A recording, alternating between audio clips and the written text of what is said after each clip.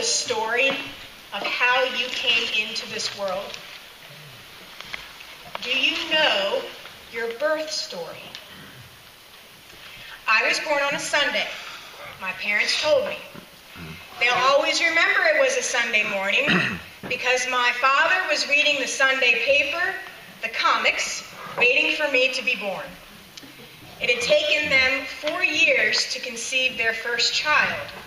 So when she was born, they were so delighted that that is the middle name they gave her.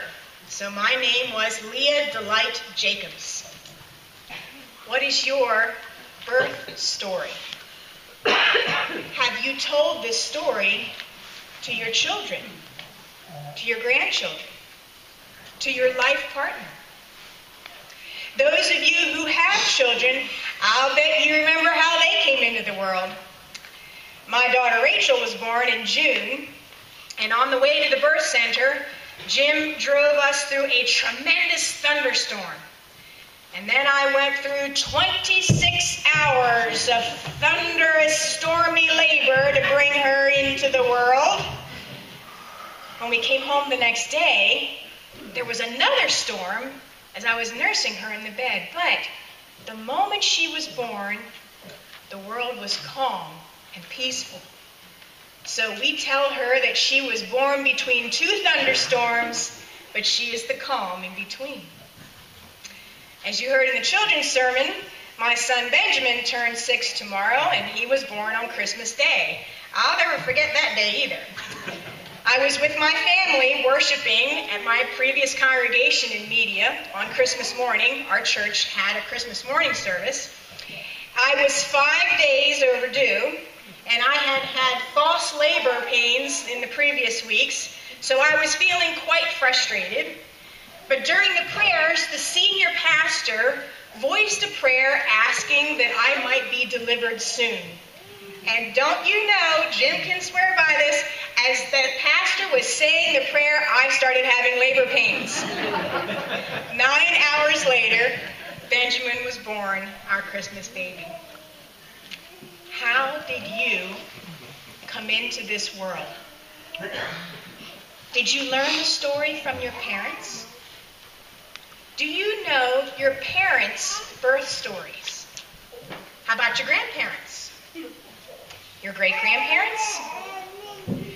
Probably most of you know the birth stories going back that far, but after a few generations, the stories are lost in time. We lose much of that rich personal history that makes us who we are. Here's an astounding thing. We know the birth story of a baby born not 2 generations ago, but over 2,000 years ago. We know how an angel whispered in her ear, revealing the divine nature of her pregnancy, should she choose to accept the invitation to this imperiled, God-bearing mission. We know that her fiancé experienced strange dreams, convincing him not to break his engagement with this woman who carried a child that was not his own. We know the names of the rulers of the day, that a census was going on, and that the hotel records in that little backwater town of Bethlehem were all booked up. It's like getting one of those on the day you were born papers telling you who was in office, what hit song was number 1, and what headline was bannered across the newspaper. How do we know this child's story? Because we tell it over and over again. We reenact the story every year. Why do we keep doing this? Why do we keep saying this story? Why do we cherish these seemingly insignificant little details and tell them with such sweet sentiment? And you know all the details. What was the baby's first outfit? Thank you, swaddling clothes. What was his first crib? a manger, right? Who were the first visitors? The shepherds, right? What astrological event shown in the sky? The star. And who followed the star to find the baby? The wise men. Why are these details so important to us? Why do people dress up in costumes and stand outside in the freezing cold to do live reenactments? Why are hundreds of hymns and carols written to tell the story? Why do countless numbers of people flock to churches on this night when they would not darken the doorway of a church on a Sunday morning? What is it about Christmas? One phrase. Cradle to grave. Cradle to grave. Every parent knows, even as they celebrate the breathtaking joy of the birth of their child, they know another truth, though they don't dare speak it aloud. They know that someday the child will come to the grave. Every life that begins has an ending. The same is true for the child born this night. You see, the details in this story of Jesus' birth foreshadow the story of Jesus' death. Former Bishop Robert Rimbaud once wrote an article in the Lutheran magazine in which he pointed out that Christmas is showing us Good Friday to come, from cradle to grave. Think about it. Baby Jesus is wrapped in swaddling clothes. When the man Jesus dies, he is wrapped in a shroud. A star leads to this baby, but the sun hides its face when the man is on the cross. The Magi, those mysterious strangers, they bring gifts that seem sentimental and sweet to us today. Gold, frankincense, and myrrh. But when this story was first told, the hearers may have been puzzled, even horrified, because these were things that were brought to a deathbed. Gold coins to put in the mouth, paying for the soul to be ferried across the river of death. Frankincense for burning to cover up the odors. And myrrh for embalmment, like the myrrh that the women brought to the tomb on Easter morning. Cradle to grave. Think of that cradle. It's a manger. It's a feeding trough for animals. The infant is placed in that manger, an ordinary, lowly thing made of rough wood. There's nothing special about it. God uses this ordinary thing for an extraordinary event. Hold your arms like this, like you're holding a baby. Hold your arms like this. You are the manger. You are an ordinary person, but you are receiving an extraordinary gift. You are each like the manger, bearing Christ into the world. But then, what happens 30 years later?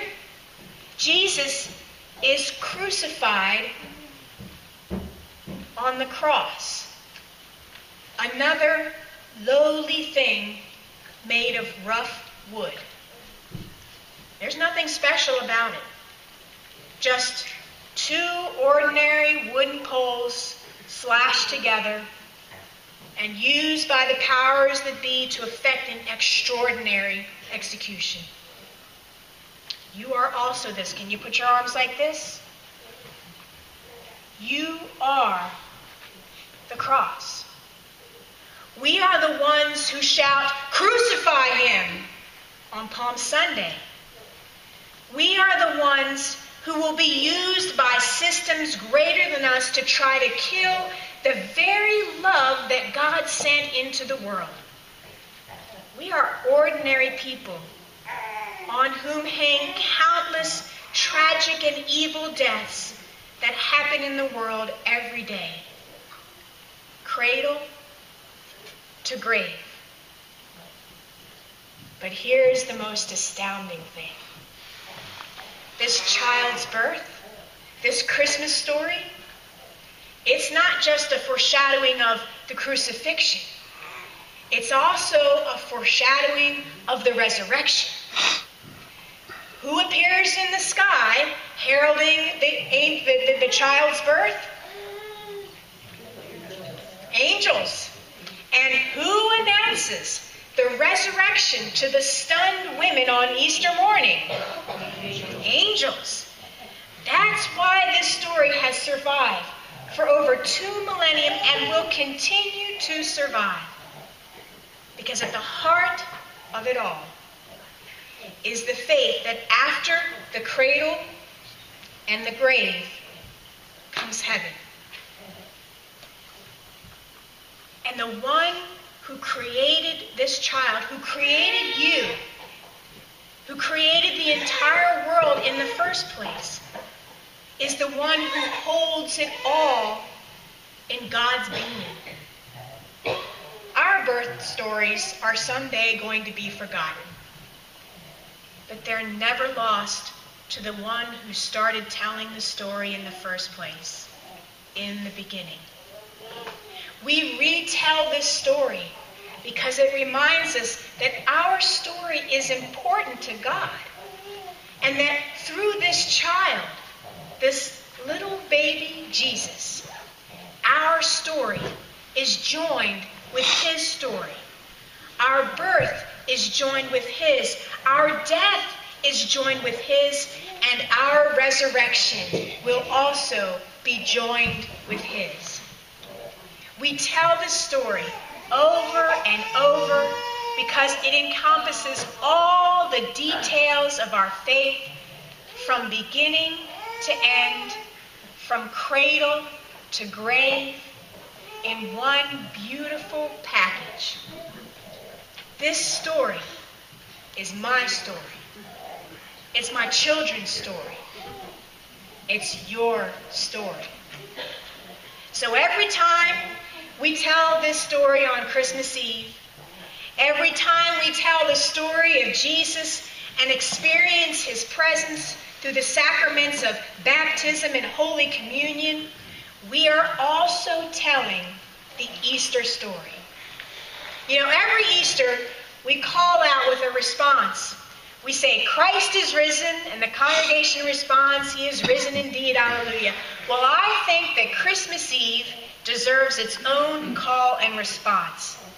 I think it should be, Jesus is born, he is born indeed, alleluia.